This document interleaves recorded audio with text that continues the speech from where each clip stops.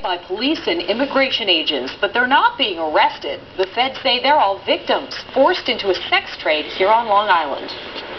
It's 5 o'clock. Good evening. I'm Jody Applegate. And I'm Matt Jablow in for Scott Feldman. The feds say the sex ring operated out of 2 Suffolk County bars. The women allegedly forced into prostitution are believed to be illegal immigrants.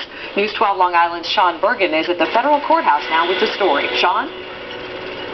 It's a disturbing case of human sex trafficking in Suffolk County. We understand there are 3 suspects now in custody here at the federal courthouse.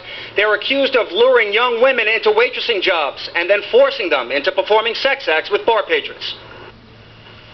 Federal agents raided 2 bars in Lake Ronkonkoma and Farmingville overnight.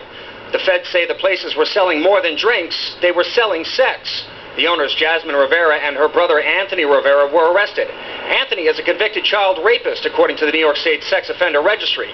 Bar manager John Whaley was also taken into custody.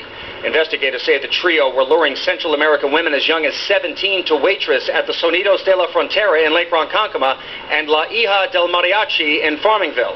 According to court papers, if there was a waitress who refused to have sex with patrons, they were raped and beaten. Neighbors were repulsed by the allegations. I'm mortified. I don't even know what to think. I'm afraid. If you guys knew how my heart was thumping right now, I would like to have a good talk with this guy right now, with these people that have done this. This is just horrible. Richard Ramos owns a barbershop a few doors down from the Mariachi bar in Farmingville. He says his clients often talk about the parties there, but he never suspected something like forced prostitution. There have been, things about fightings and drunk people around and, some prostitutions, but I didn't know that it was actually because of the place, in there. I mean, I thought it was an outside variable.